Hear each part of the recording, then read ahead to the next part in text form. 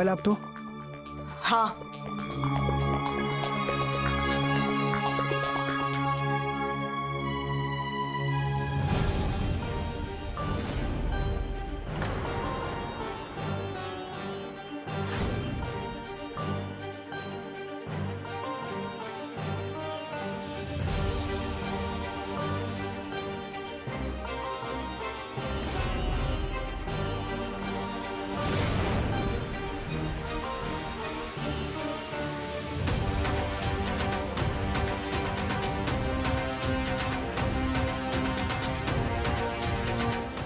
હસ્તીઓ તો આપણે ઘરની બહાર રાખીએ છીએ ને, તો તમે આને ઘરમાં કેમ લઈ આવ્યા? અત્યારે આના વિશે કોઈ ચર્ચા નથી કરવી. પણ આયાન, મોટી બાને ખબર પડશે તો? કહ્યું ને, અત્યારે આના વિશે કોઈ ચર્ચા નથી કરવી. આયાન, આ તો રીતિ રિવાજની વિરુદ્ધનું થયું ને. આ તો ખોટું કહેવાય ને. ખોટું તો બહુ જ બધું થયું છે ને રૂપ. જુઓ અયાન, હું જાણું છું કે અત્યારે તમે અપાર દુઃખમાં છો, પણ મરનારની આત્માની શાંતિ માટે બધું વિધિવત થાય એ વધારે સારું છે. એમના જીવતા જીવત તો કશું જ બરાબર ના થયું, અને હવે બધું વિધિવત એમ.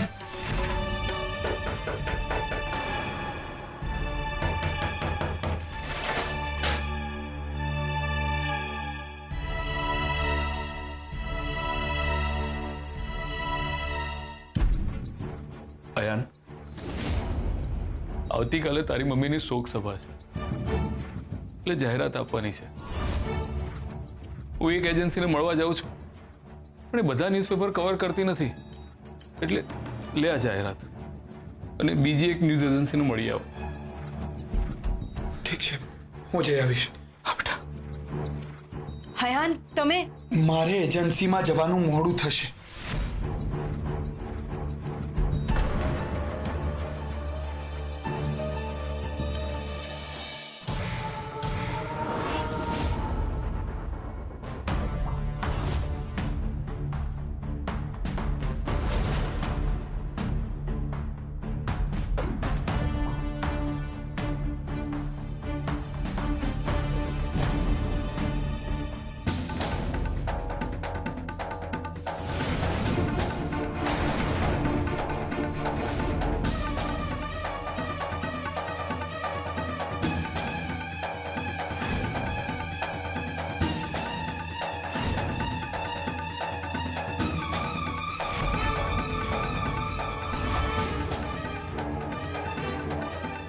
તું અત્યારે આમ ક્યાં જઈ રહી છે?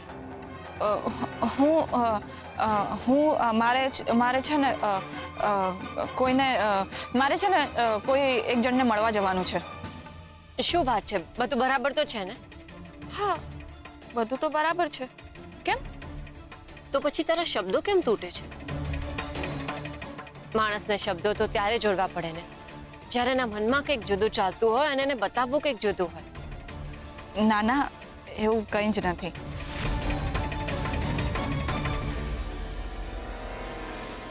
પરી, શું વાત છે? તું આમ છુપાઈને ક્યાં જઈ રહી છે? માણસ જ્યારે આમ વિચારીને બોલે અને તે છતાં પણ ચૂપ થઈ જાય, એનો અર્થ તો એ છે કે ડેફિનેટલી કંઈક છુપાવી રહ્યું છે. અને તને તો બહુ જ સારી રીતે સમજી શકું છું. બોલ ને, સત્ય શું છે? ઠીક છે સર. સરગમ, સત્ય એ છે કે મારે અહીંયા નથી રહેવું. આ ઘરમાં મારો શ્વાસ ઘૂંટાઈ રહ્યો છે. મારે મુંબઈ જવું છે. મુંબઈ? પણ કેમ? મારાથી અહીંયા નહીં રહેવાય. પણ કારણ શું છે? મારે નથી કેવું. પણ કયા વગર તો કેવી રીતે ચાલશે? અને કહેવાથી શું ફરક પડે છે? તો અંશુએ આંટીની વાત કરે છે. બીજું કોણ છે જેણે મને દુઃખ આપ્યું છે? આ બધા ઘા હમણાં જ તો આપેલા છે. ભરી તો થોડો સમય આપ. સમય મોટામાં મોટા ઘાને પણ ભરી દેતો હોય છે. સરગમ, આ ઘા એવા છે જે ક્યારેય નહીં ભરાય, અને આ વાતાવરણમાં રહીને તો જરાય નહીં ભરાય. સરગમ, અહીંયા રહીને મારા ઘા ઉપર મીઠું પડી રહ્યું છે. સરગમ, હું અહીંયા રહીશ ને તો મારાથી ખોટું પગલું ભરાઈ જશે. ભરી, પર તો એકવાર મારી વાત તો સાંભળ. સરગમ પ્લીઝ, તું પ્લીઝ મને જવા દે. ઘણી વાર જવા દેવામાં જ મજા હોય છે. સરગમ, મને થોડોક સમય જોઈએ છે. થોડાક સમય પછી હું પાછી આવીશ. પણ પરી, સરગમ, હું બધી જ અપડેટ તમને આપીશ. તમારા કોન્ટેક્ટમાં રહીશ, બધું જ કરીશ. Trust me Sargam. પરી તું સરગમ પ્લીઝ, તું મને જવા દે. તું કોઈને ના કહેતી. તને તારા બાળકના સપના.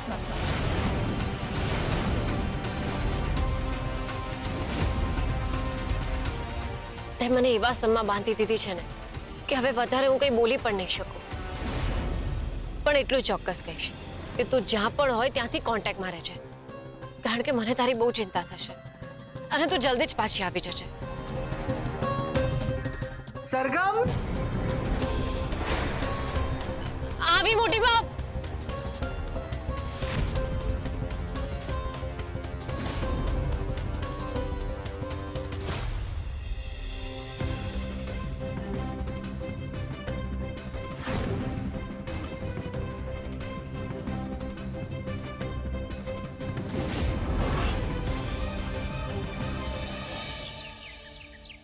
ચિરાગ, તું જરા અંદરથી થાળી અને અગરબત્તી લઈ આવતો. અને ધોનિત, આ ટેબલ અહીંયા ગોઠવી દે. અને ટેબલ પર જે ફોટો ફ્રેમ રાખવાની હતી એ ક્યાં છે?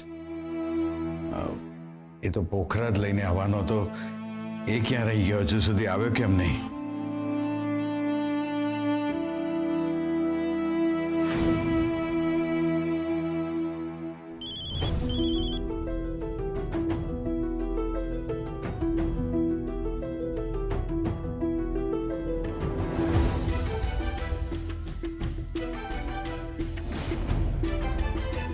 લાવ, હું રાખી દઉં.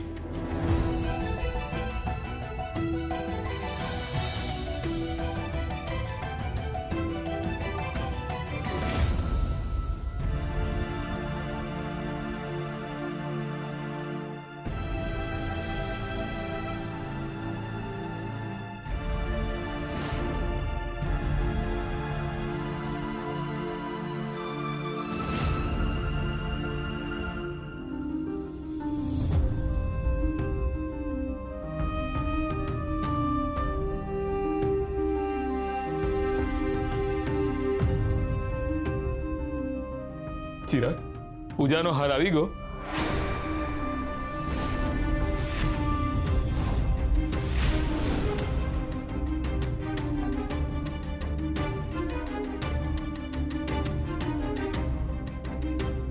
હા હા અંકલ, આવી ગયા. બેટા, તું મને ક્યારેય માફ નહીં કરે. તમે ના બોલો તો વધારે સારું રહેશે. આ બધું હું બાપુજી અને મોટીબા માટે કરી રહ્યો છું, એટલે મારા પાસેથી કોઈ વધારે અપેક્ષા નહીં રાખતા. ચિરાગભાઈ, મને ખબર નથી કે અત્યારે આ વાત કરવાનો યોગ્ય સમય છે કે નહીં, પણ મને લાગે છે કે આજે આ વાત ના થઈને તો તમારા અને પોખરાજ અંકલ વચ્ચેનું અંતર ઘણું વધી જશે. તારી વાત સાચી છે ધ્વનિત. આ વાત કરવા માટે કોઈ યોગ્ય સમય નથી હોતો. પણ તને ખબર છે, બે વ્યક્તિઓ વચ્ચે રાતોરાત અંતર નથી આવી જતું.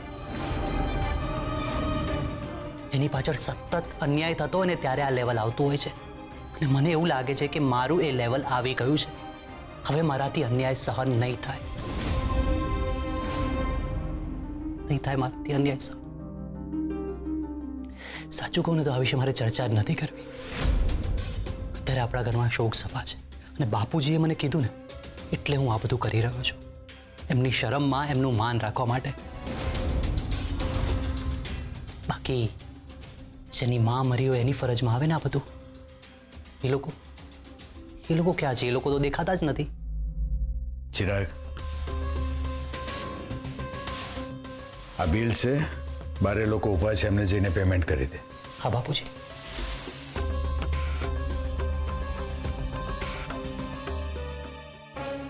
પોખરાજ, આયાન ક્યાં છે? ગઈકાલે સ્મશાનેથી પણ ઘરે મોડો આવ્યો હતો.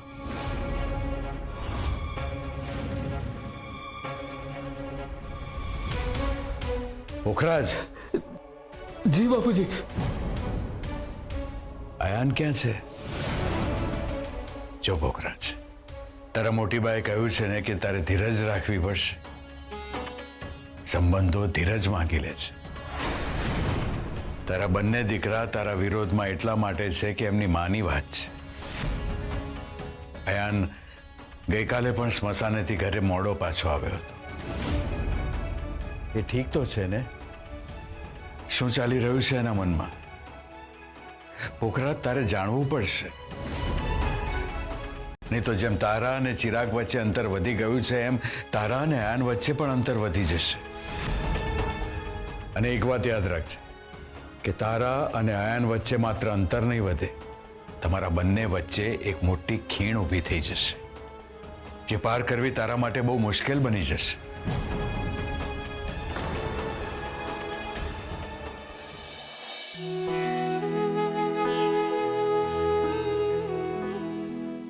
તું ઠીક તો છે ને? હવે તો તું ત્યાં સુખમાં હોઈશ ને? ત્યાં તો તારે એકદમ જ શાંતિ હશે ને? ત્યાં તને કોઈ બ્લેમ નહીં કરતું હોય ને? ત્યાં તને કોઈ આવી સ્ત્રી એવું નહીં કહેતું હોય ને? માં, પહેલા તો મને એવું લાગ્યું કે મારી સાથે બહુ ખોટું કર્યું છે તે. મને આમ સાવ એકલો છોડીને જતી રહી. તું જાણતી હતી ને મને તારી કેટલી જરૂર હતી. તારા વગર મને જરાય ગમતું નથી. હું ઈચ્છતો હતો કે તું મારી સાથે રહે, હું તારી છાયામાં રહું. પણ તને એક વાર પણ મારો ખ્યાલ ના આવ્યો એટલે થયું કે તું કેટલી ખરાબ છે.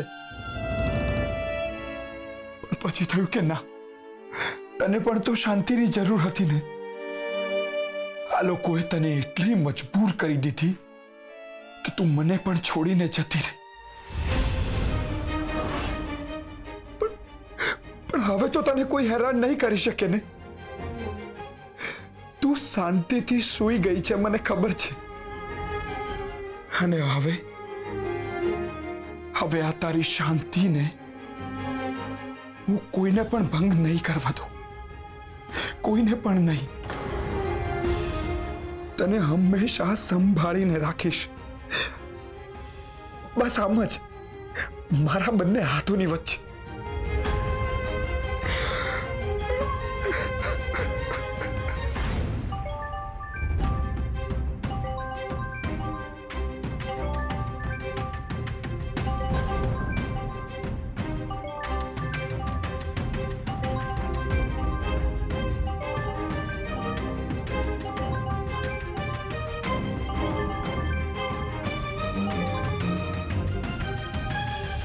हेलो, वेटिंग ક્યારથી શરૂ થાય છે? તમને તો ખ્યાલ જ છે ને કે ગઈકાલે મારા મધર એક્સપાયર થઈ ગયા છે. મને કલાક એક આપો, હું કંઈ કરું છું.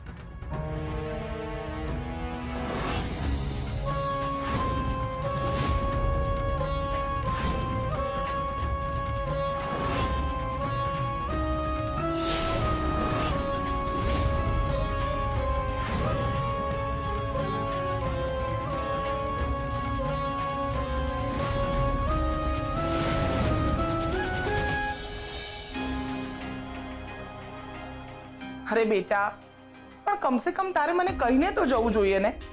હું તને થોડી રોકવાની હતી. અરે તું તો ઘર છોડીને જઈ પણ શકે છે. હું તો આ ઘર છોડીને નથી જઈ શકતી, નથી આ ઘરમાં રહી શકતી. અને અહીંયાથી જવું તો જવું ક્યાં?